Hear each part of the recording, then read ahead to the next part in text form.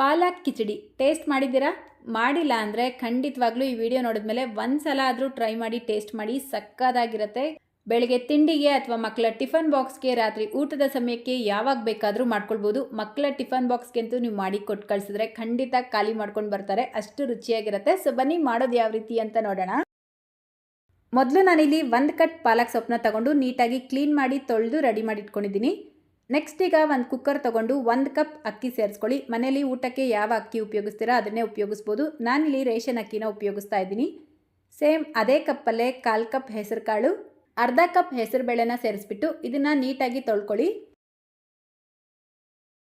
ಈಗ ಸೇಮ್ ಅದೇ ಕಪ್ಪಲ್ಲೇ 4 ಕಪ್ ನೀರು ಸೇರಿಸ್ಕೊಳ್ಳಿ. 1/4 ಟೀ ಸ್ಪೂನ್ ಅರಿಶಿನ, ರುಚಿಗೆ ತಕ್ಕಷ್ಟು ಉಪ್ಪು ಸೇರಿಸ್ಬಿಟ್ಟು ಲಿಡ್ನ ಕ್ಲೋಸ್ ಮಾಡಿ ಹೈ ಫ್ಲೇಮಲ್ಲೇ 5 ವಿಷಲ್ ಕೂಗಿಸ್ಕೊಳ್ಬೇಕು. ನೋಡಿ, ಕರೆಕ್ಟಾಗಿ 5 ವಿಷಲ್ ಕೂಗಿಸ್ಕೊಂಡು ಕುಕ್ಕರ್ ಪೂರ್ತಿಯಾಗಿ ತಣ್ಣಗಾದ್ಮೇಲೆ ಲಿಡ್ ಓಪನ್ ಮಾಡ್ಕೊಳ್ಳಿ. ನಾವು ಸೇರಿಸ್ಕೊಂಡಿರುವಂಥ ಅಕ್ಕಿ ಬೇಳೆ ಎಲ್ಲ ಈ ರೀತಿ ನುಣ್ಣಗೆ ಬೆಂದಿರಬೇಕು. ಅಂದರೆ ನಾರ್ಮಲ್ ಆಗಿ ಪೊಂಗಲ್ಗೆ ಬೇಯಿಸ್ಕೊಳ್ತೀರಾ ಅಲ್ವಾ, ಅದೇ ರೀತಿನೇ ಬೇಯಿಸಿ ತೆಗೆದಿಟ್ಕೊಳ್ಳಿ.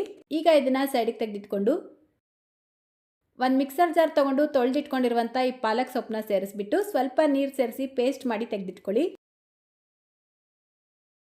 ಈಗ ಗ್ಯಾಸ್ ಸ್ಟವ್ ಮೇಲೆ ಒಂದು ಬಾಣಲಿ ಇಟ್ಕೊಂಡು 4 ಟೇಬಲ್ ಸ್ಪೂನ್ ಎಣ್ಣೆ ಸೇರಿಸ್ಕೊಳ್ಳಿ.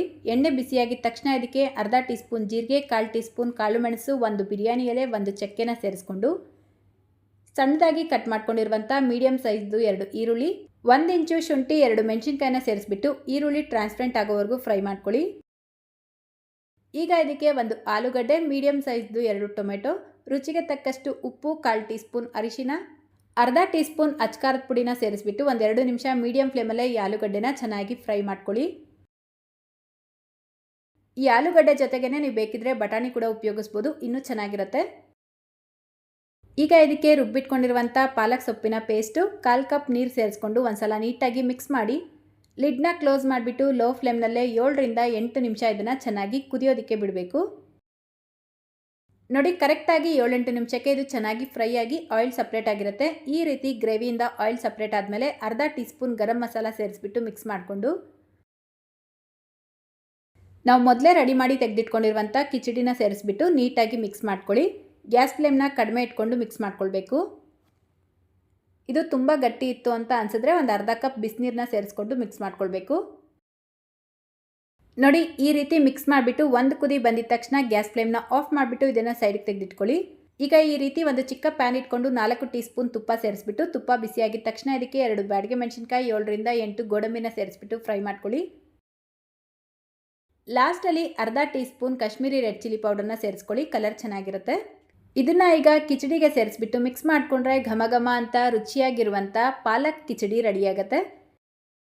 ಇದರ ಜೊತೆಗೆ ಯಾವುದೇ ರೀತಿ ಸೈಡ್ ಡಿಶ್ ಬೇಡ, ಬರೀ ಮೊಸರು ಮತ್ತು ಉಪ್ಪಿನಕಾಯಿ ಇದ್ದರೆ ಸಾಕು, ಸಕ್ಕತ್ತಾಗಿರುತ್ತೆ. ಸೊ ಮಿಸ್ ಮಾಡಿದ್ರೆ ಈ ಮೆಥಡಲ್ಲಿ ಒಂದು ಸಲ ಆದರೂ ಪಾಲಕ್ ಕಿಚಡಿನ ಟ್ರೈ ಮಾಡಿ, ಹೇಗೆ ಬಂತು ಅಂತ ಕಮೆಂಟ್ ಮಾಡಿ ತಿಳಿಸಿ.